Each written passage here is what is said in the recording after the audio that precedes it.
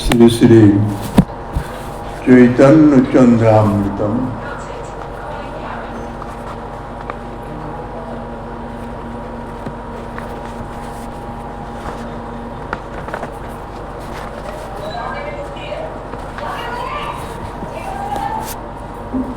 स्तुमस्तु चैतन्याकृति मोति विमोर्जात परमाद्भुतो दार्जं वर्जं ब्रजपति कुमारं रसयितुं विशुद्ध सप्रेमोन्मद मधुर पीयूष लहरी प्रदातुं चान्नेभ्य परपद नवद्वीप प्रकटम।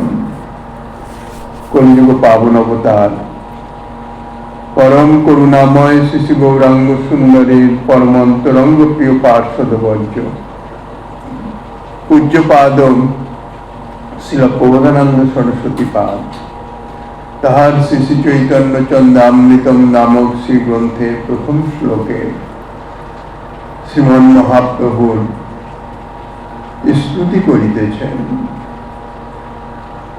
जिनि ब्रजपति कुमार स्वरूप आपनाके राधार रस माधुरी आस्वादन कराइबार जन्य एवं सीमाहीन अद्भुत उदारता प्रकटन करे जगत के विशुद्ध निज प्रेमेर उन्मद मधुर अमृत लहरी दान करबार जन्य नवद्वीप नामक परपदे श्री चैतन्य रूपे प्रकटित हयेछिलेन।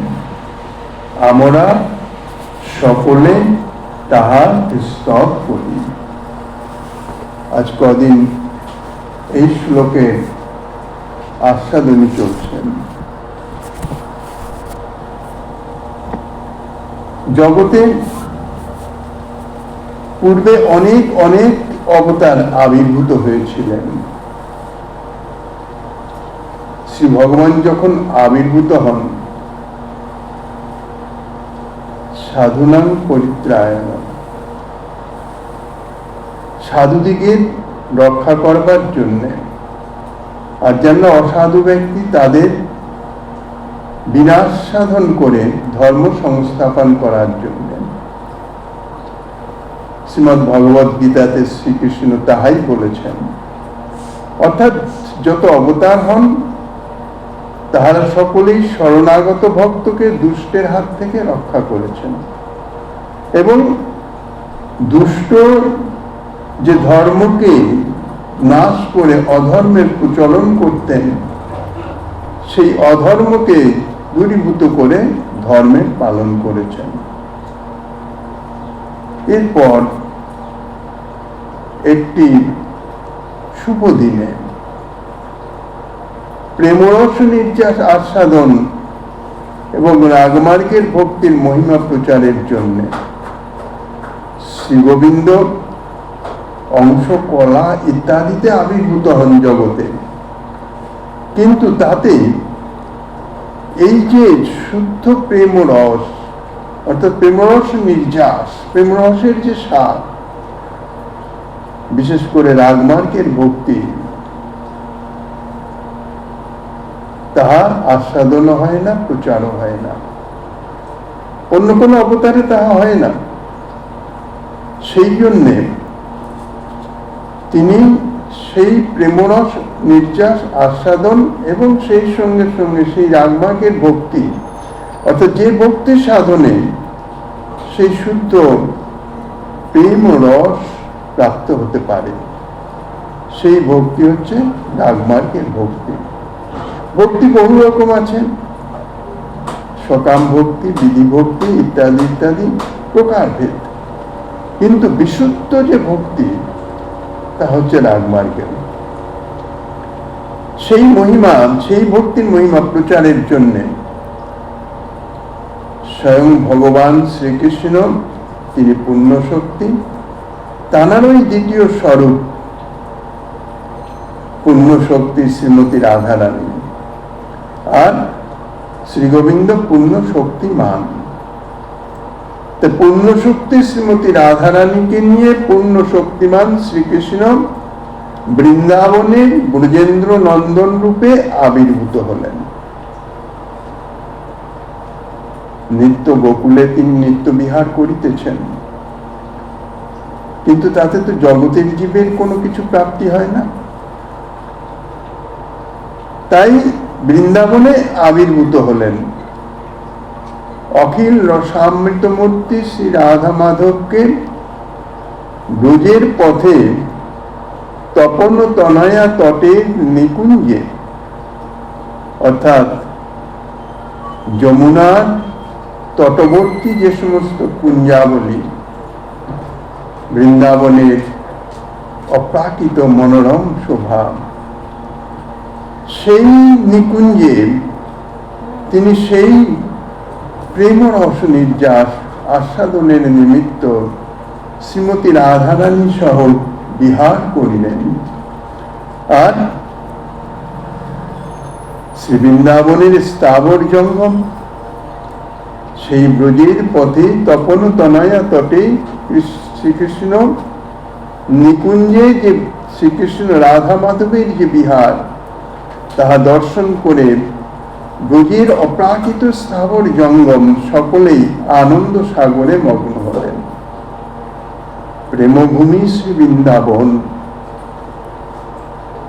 বৃন্দাবনের পশু পক্ষী বৃক্ষলতা স্থাবর জঙ্গম সমস্ত কিছু প্রেমময়, চিন্ময়, কোন প্রাকৃতের গন্ধ নাই।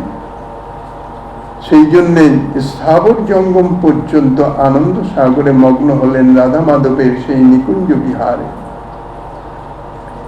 শ্রীমতী রাধারানীর চরণ ধুলির স্পর্শে, শ্রীমতী রাধারানীর কৃপাবলোকনে, শ্রী মাধবের শ্রীচরণের স্পর্শে ব্রজবাসীগণ এই পরম মাধুরী লাভ করেছিলেন।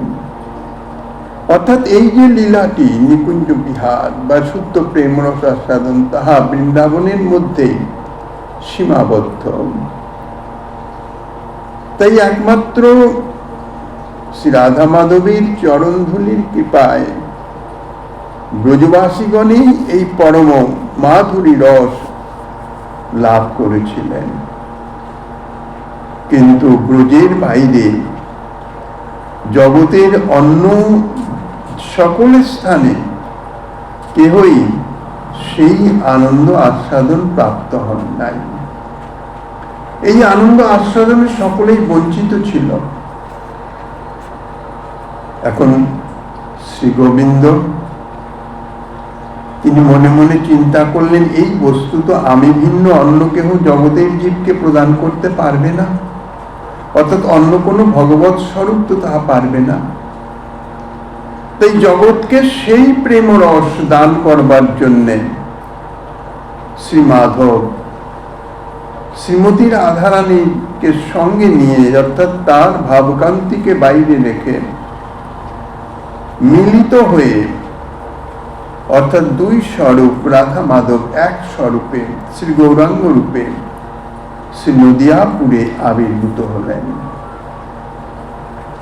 শ্রী রাধা ভাব ভাবিত শ্রী গৌরাঙ্গ মাধবের করুণায়, অর্থাৎ শ্রী গৌরাঙ্গ মাধবের করুণায় গৌরকৃষ্ণ বা গৌরাঙ্গ সুন্দর এমন করুণা বিস্তার করলেন যে তার করুণায় মহাপাপী নিন্দুক পাষণ্ড পর্যন্ত উদ্ধার হয়ে গেল, এই বিশুদ্ধ প্রেম প্রাপ্ত হলেন।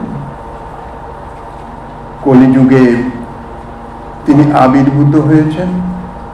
দাপরের শেষ ভাগে ব্রজের শ্রী রাধা মাধব রূপে আবির্ভূত হয়েছিলেন, আর কলির প্রথমে তিনি রাধা ভাব ভাবিত হয়ে শ্রী গৌরাঙ্গ সুন্দর রূপে আবির্ভূত হয়েছিলেন।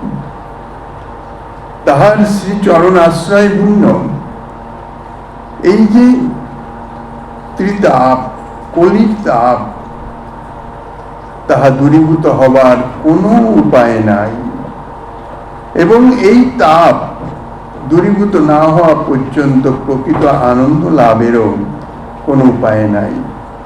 তাই গ্রন্থকার বলছেন, কলিযুগে তাহার শ্রীচরণাশ্রয় ভিন্ন, তাপনাশ ও আনন্দ লাভের দ্বিতীয় কোনো পথ নাই। তাই সেই গৌরাঙ্গ সুন্দরের স্তব করিতেছেন। আজ বিশেষ পুণ্যতিথি শ্রী রঘুনাথ দাস গোস্বামীর দণ্ড মহোৎসব। তাই শ্রী চন্দ্রামৃতমকে প্রণাম জানিয়ে সেই দণ্ড মহোৎসব লীলার কিঞ্চিত স্মরণের মাধ্যমে আস্বাদনের প্রচেষ্টা করা হইতেছে।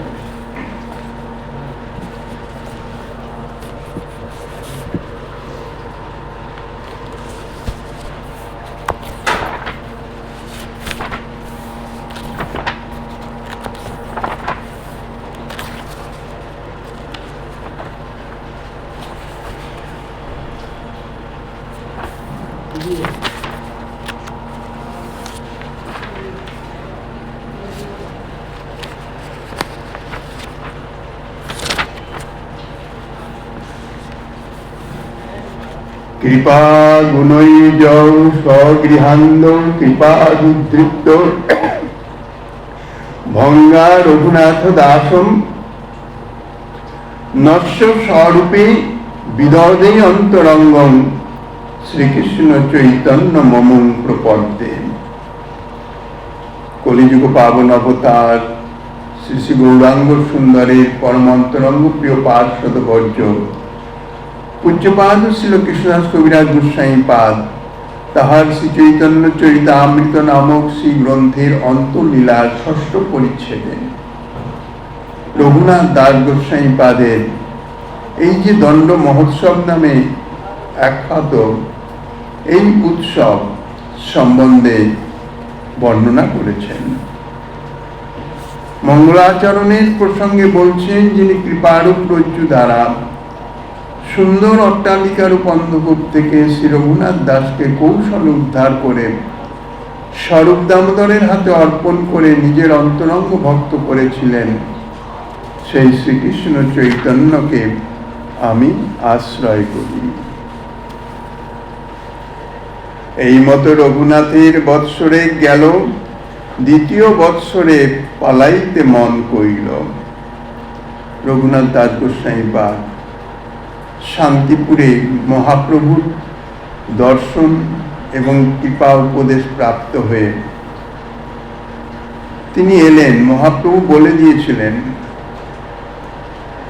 স্থির হও না হও বাতুল, ক্রমে ক্রমে পায়েছি ভবসিন্ধুকুল। মর্কট বৈরাগ্য না করো লোক দেখাইয়া, যথাযোগ্য বিষয় গুঞ্জ অনাসক্ত হইয়া। মহাপ্রভুর সেই উপদেশ অক্ষরে অক্ষরে পালন করলেন রঘুনাথ দাস গোস্বামী পাদ। বাইরে যে ইতিপূর্ব উচাটন ছিল, পলাই পলাই সংসার ত্যাগ করে যাওয়ার যে একটা উদ্বিগ্ন এবং চেষ্টা, সেটি থেকে তিনি বিরত হলেন। এর মধ্যেই সম্পত্তি নিয়ে গন্ডগোল বাঁধল।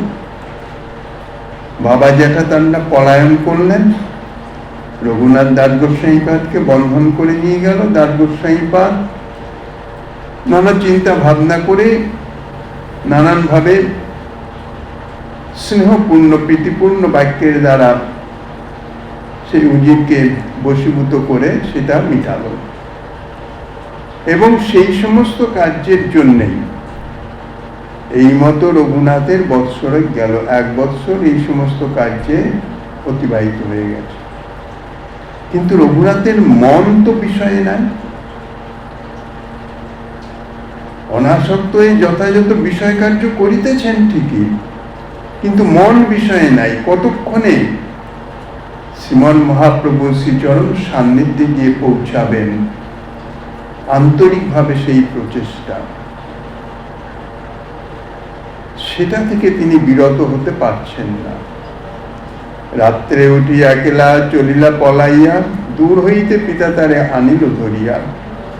এই মতো বারে বারে পলায় ধরি আনে, তবে তার মাতা কহে তার পিতার স্থানে। শেষ রাত্রির দিকে উঠেই পালাতে যায়। আর জমিদার লোকলস্কর পাইক আছে, তাদের দিয়ে রঘুনাথকে আবার ধরে ফিরিয়ে আনে। যতবার এইরকম পালাতে যায় ততবারই ধরে আনছে, বারবার একই ঘটনা। এই অবস্থা দেখে রঘুনাথের মাতা তার পিতাকে বলছেন, পুত্র বাতুল হইল ইহায় রাখহ বান্ধিয়া, ইহার পিতা কহে তারে নির্বিন্ন হইয়া। বলছেন তোমার পুত্র পাগল হয়েছে, বারবার পালাচ্ছে, কাজে একে বেঁধে রাখো। তাইলে আর পালাতে পারবে না, আর বারবার তাকে রাস্তা থেকে ফিরিয়ে আনার জন্য লোক পাঠাতে হবে না। পিতা তো সমজদার লোক, পুত্রের প্রতি স্নেহ আছে ঠিকই, কিন্তু তিনি বুঝেছেন রঘুনাথ দাস গোস্বামী তাদের পিতা সাধারণত হতে পারেন না। তিনি শ্রী গৌর সুন্দরের যে প্রেমাকর্ষণ, তার যে কতটা গুরুত্ব তাহা অনুভব করেছেন। কিন্তু লৌকিক দৃষ্টিতে লৌকিক যে স্নেহ, পুত্রের প্রতি একমাত্র উত্তরাধিকারী এত বড় সম্পত্তি, সেই মায়ার মুগ্ধতা সেটাও তো ত্যাগ করতে পারেন না। তাই দুঃখিত হয়ে রঘুনাথের মাতাকে বলছেন, ইন্দ্র সম ঐশ্বর্য স্ত্রী অপ্সরা সম, এসব বান্ধিতে যার নারী লেখ মন, দড়ির বন্ধনে তারে রাখিব কেমতি, জন্মদাতা পিতা নারে প্রারব্ধ বুঝাইতে। বলছেন ইন্দ্র সম ঐশ্বর্য, এ জগতে কামিনী আর কাঞ্চন, এই দুটি পতিরই জগতের জীবের ভোগাশক্তি। তা তারই সর্বশ্রেষ্ঠতম সেই কামিনী কাঞ্চন রঘুনাথকে দেওয়া হয়েছে, প্রাপ্ত হয়েছে। কিন্তু সেই কামিনী কাঞ্চনের বন্ধন তাকে বিন্দুমাত্র স্পর্শই করে নাই। তাহলে এই বন্ধনে যদি তাকে বাধা না যায়, তাহলে দড়ির বন্ধনে কি করে তাকে রাখা যাবে? বলছেন আমি জন্মদাতা পিতা মাত্র, কিন্তু তার যে প্রারব্ধ, পূর্ব জন্মের ফল অনুসারে এই জন্মে তার যা ভোগ রয়েছে, অর্থাৎ যা করণীয় আছে, সেটা তো আমি বুঝাতে পারবো না। চৈতন্য চন্দ্রের কৃপা হইয়াছে ইহারে, চৈতন্য চন্দ্রের বাতুল কে রাখিতে পারে? এর প্রতি চৈতন্য চন্দ্রের কৃপা হয়েছে। চৈতন্য চন্দ্রের সম্পূর্ণভাবে নিজেকে সমর্পণ করে দিয়েছে। কাজেই শ্রীমন মহাপ্রভু শ্রীচরণ প্রাপ্তির নিমিত্ত পরম উৎকণ্ঠার জন্য যে ব্যাকুলতা, অর্থাৎ পাগল হয়ে গেছেন বাহ্যিক দৃষ্টিতে। তো চৈতন্য চন্দ্রের এই যে প্রতি উৎকণ্ঠা, তার চরণ প্রাপ্তির এই ব্যাকুলতা, এই অবস্থায় তাকে কে ধরে রাখতে পারবে? এ তো গেল তার পিতার মনোভাব, সেটা তার পুত্রকে জানায় নাই, তার মাকে বলেছেন। এদিকে রঘুনাথ তিনি মনে মনে বিচার করছেন যে আমার এরকম কেন হচ্ছে। প্রভু বলে দিয়েছেন অচিরাতে কৃপা হবে, আমি চেষ্টাও করছি, তাও পাচ্ছি না কেন? নিশ্চয়ই কোথাও ত্রুটি আছে। তবে রঘুনাথ কিছু বিচারিলা মনে, নিত্যানন্দ গোসাই পাশ চলিলা আর দিনে। মনে মনে চিন্তা করলেন যে প্রভুর অভিন্ন কলেবর নিতাই চাঁদ, তানার চরণ দর্শন তো আমি করি নাই, তানার কৃপা তো আমি প্রাপ্ত হই নাই। তিনি তো পানিহাটি গ্রামে আছেন। প্রভুর কৃপা প্রাপ্ত হতে হলে প্রভুর পার্শ্বদ ভক্তগণের কৃপা অবশ্যম্ভাবী। ভক্ত কৃপাতেই প্রভুকে প্রাপ্ত হওয়া যায়। বিচক্ষণ রঘুনাথ মনে মনে বিচার করে এবার নিতাই চাঁদের চরণ সান্নিধ্যে যাওয়ার উদ্যোগ করলেন। পানিহাটি গ্রামে পাইল প্রভুর দর্শন, কীর্তনিয়া সেবকগণ সঙ্গে বহুজন। গঙ্গা তীরে বৃক্ষমূলে পিণ্ডার উপরে বসিয়াছেন যেন কোটি সূর্যোদয় করে। তলে উপরে বহু ভক্ত হইয়াছে বেষ্টিত, দেখিয়া প্রভুর প্রভাব রঘুনাথ বিস্মিত। পানিহাটিতে গঙ্গা তীরে বৃক্ষমূলে যে বেদী, সে বেদীর উপরে প্রভু বসে আছেন সপার্শ্বদে। উপরে নিচে চতুর্দিকে ভক্তগণ পরিবেষ্টিত হয়ে, কিরকম বলছেন, কোটি সূর্যোদয় করে। এমন তার স্নিগ্ধ জ্যোতি বিকীর্ণ হইতেছে কোটি সূর্যের সময়। দেখিয়া প্রভুর প্রভাব রঘুনাথ বিস্মিত, দণ্ডবৎ হইয়া সেই পড়িলা কত দূরে। সেবক কহে রঘুনাথ দণ্ডবৎ করেন। প্রভুর প্রভাব দেখে রঘুনাথ বিস্মিত হয়ে গেলেন, ইতিপূর্বে তো দর্শন করেন নাই। সেই ভক্তগণ পরিবেষ্টিত নিতাই চাঁদের সেই ভক্তমণ্ডলীর বাইরে, সেখানেই রঘুনাথ দণ্ডবৎ প্রণাম করলেন, অর্থাৎ দণ্ডবৎ হয়ে পড়লেন। নিতাই চাঁদের সেবক নিতাই চাঁদকে অবহিত করাচ্ছেন যে রঘুনাথ দণ্ডবৎ করিতেছেন। সর্বান্তর্যামী প্রভু, তিনি তো সবই জানেন। শুনি প্রভু কহে, চোরা দিলি দর্শন, আয় আয় আজি তোর করিমু দণ্ডন। নিতাই চাঁদের স্বভাব বা প্রকৃতি এইরকম, লাথি মেরে কৃপা করা ঠাকুর। অর্থাৎ তার কৃপার ভঙ্গি যে কিরকম, সাধারণের মতো নয়, সাধারণের বুদ্ধির বাইরে।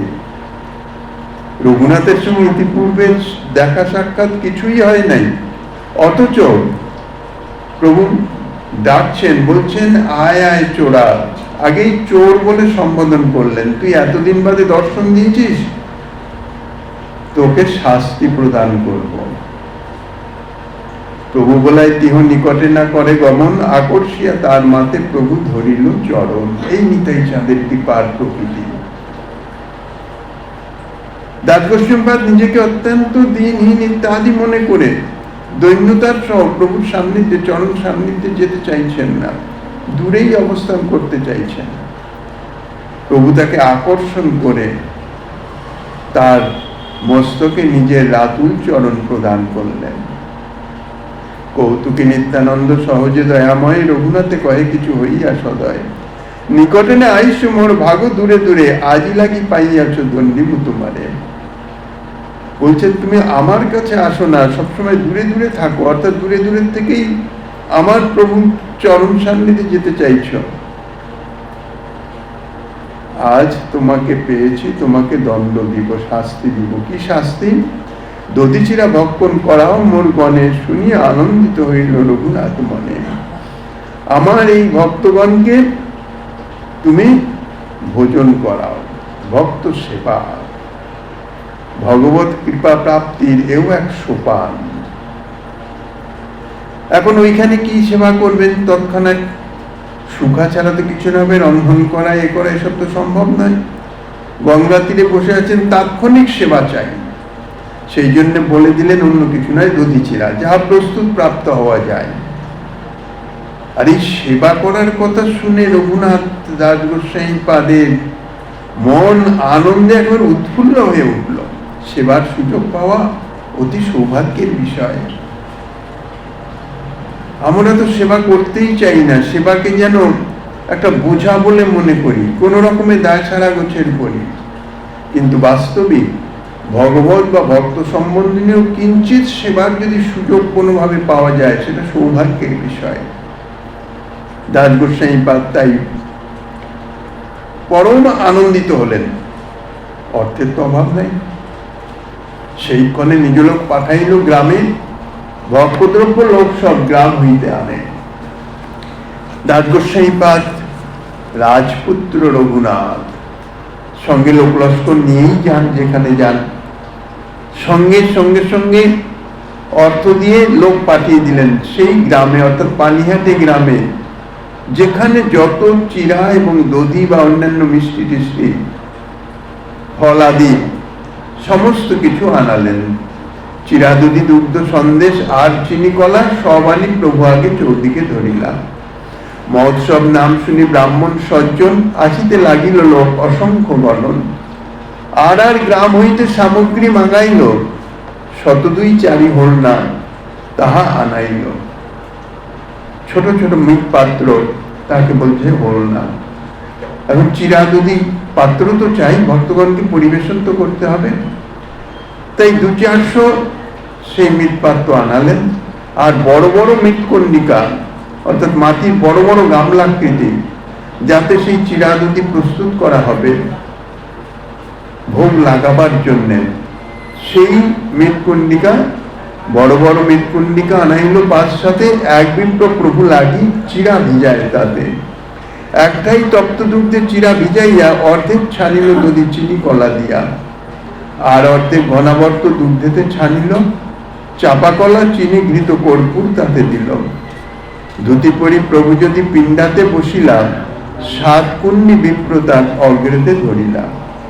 এই বড় বড় মৃৎকুণ্ডিকা সমস্ত চিরা, দধি, দুগ্ধ চিরা ইত্যাদি সমস্ত প্রস্তুত করে প্রভু যখন সেই বটবৃক্ষমূলে পিণ্ডার উপর উপস্থিত হলেন, মানে প্রস্তুত হয়ে উপস্থিত হলেন, উপস্থিত আগের থেকেই ছিলেন, ব্রাহ্মণ তানার সামনে সাত কুন্ডি এনে স্থাপন করলেন।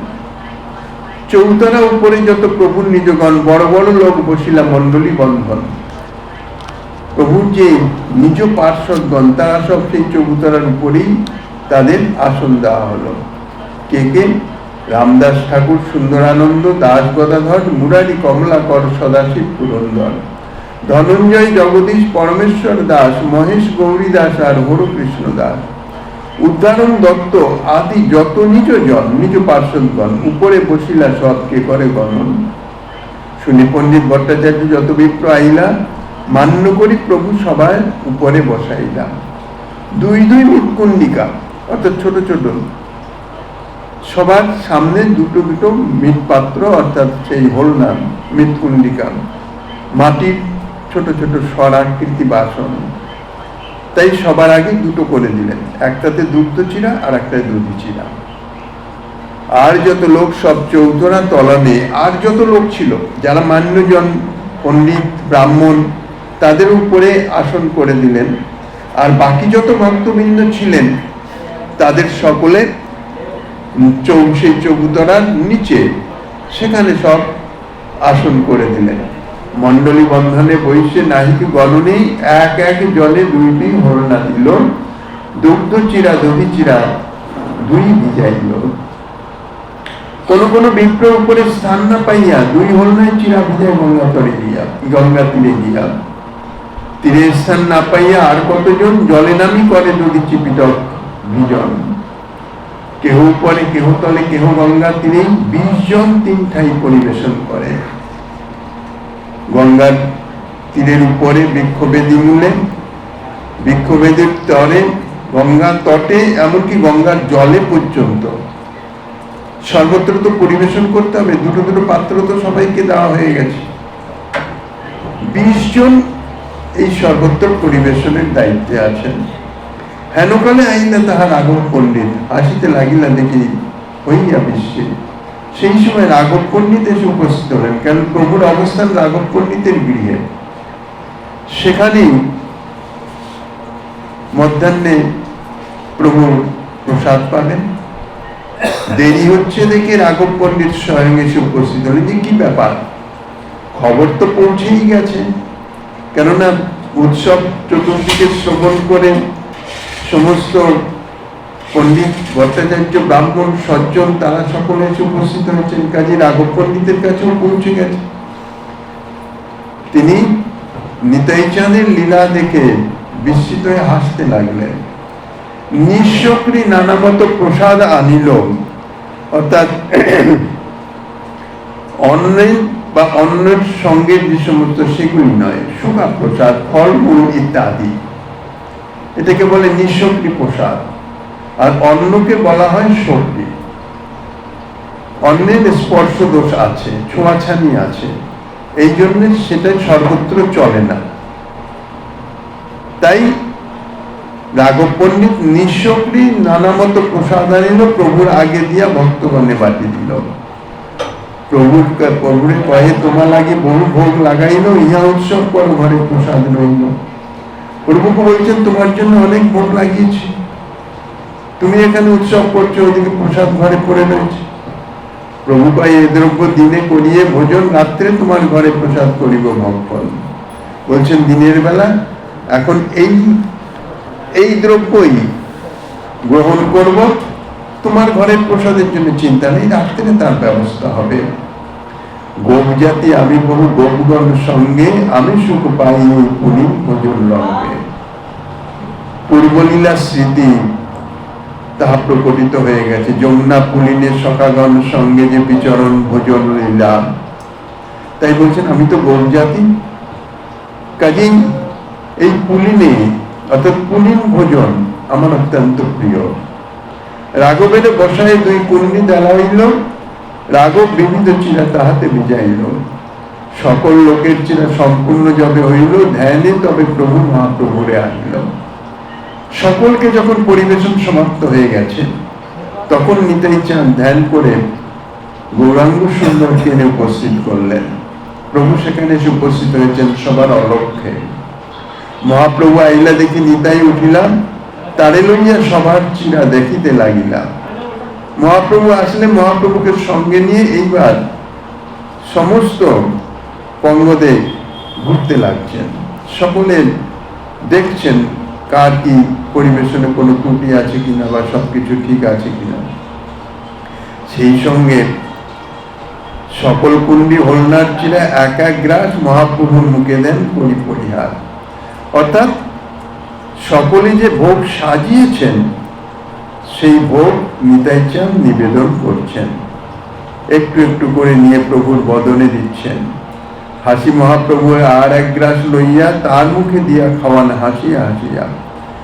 অর্থাৎ অন্য কেউ দেখছে না মহাপ্রভুকে, কিন্তু নিতাই চাঁদ প্রভুর মুখে দিচ্ছেন, প্রভু নিতাই চাঁদের মুখে দিচ্ছেন। এই মতো নিত্যানন্দ বেড়ায় সকল মণ্ডলে, দান্ডাইয়া রঙ্গ দেখে বৈষ্ণব সকলে।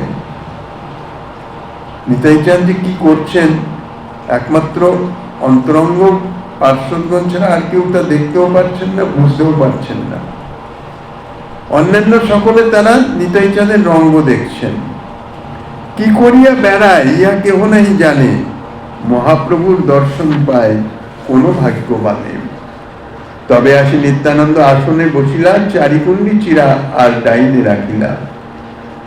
নিতাই চাঁদ এসে নিজের আসনে বসলেন, ডান দিকে মহাপ্রভুর আসন দেওয়া আছে, সেখানে চারকুণ্ডি চিরা উপস্থিত করলেন। আসন দিয়া মহাপ্রভুরে তাহা বসাইলা, দুই ভাই তবে চিরা খাইতে লাগিলা। দুইজনে নিতাই চাঁদ গৌরাঙ্গ সুন্দর ভোজন শুরু করলেন। দেখে নিত্যানন্দ প্রভু আনন্দিত হইলা, কত কত ভাবাবেশ প্রকাশ করিলা। আজ্ঞা দিল হরি বলি করহ ভোজন, হরি হরি ধ্বনি উঠি ভরিল ভুবন। সকলকে ভোজন করবার জন্য নিতাই চাঁদ আদেশ দিলেন। হরিবোল বলে সকলে ভোজন শুরু করলেন। অর্থাৎ প্রসাদ প্রাপ্ত, প্রসাদ তো আগেই করে দিয়েছেন, প্রসাদ ভোজন করতে লাগলেন। হরি হরি বলি বৈষ্ণব করয়ে ভোজন, পুলিন ভোজন সবার হইল স্মরণ। নিত্যানন্দ প্রভু মহা কৃপালু উদার, রঘুনাথের ভাগ্যে এত কইল অঙ্গীকার। সেবা গ্রহণ করা বহু ভাগ্যের বিষয়, বহু সৌভাগ্যেই প্রভু এরকম সেবা গ্রহণ করেন বা ভক্তগণ সেবা গ্রহণ করেন। ভক্তগণের জন্যই তো সব, ভক্তের মাধ্যমেই প্রভু গ্রহণ করেন। রঘুনাথের পরম সৌভাগ্য, সেই জন্যে নিতাই চাঁদ সব অঙ্গীকার করলেন। নিত্যানন্দ প্রভাব কৃপা জানিবে কোন জন, মহাপ্রভু আনি করায় পুলিন ভোজন। কি জাতীয় নিতাই চাঁদের প্রভাব! শ্রীরাম দাসাদি গোপ প্রেমাবিষ্ট হইলা, গঙ্গা তীরে যমুনা পুলিন জ্ঞান কইলা। মহোৎসব শুনি প্রসারী গ্রাম গ্রাম হইতেই, চিরাদুদি সন্দেশ কলা আনিল বেচিতে। মহোৎসব হচ্ছে, যারা প্রসারীর জন তারা সামগ্রী নিয়ে উপস্থিত হয়ে যদি বিক্রি হয়, যারাই উপস্থিত হয়েছেন যত দ্রব্য লইয়া আইছে সব মূল্যে লয়, তারই দ্রব্য মূল্য লইয়া তাহারে খাওয়ায়।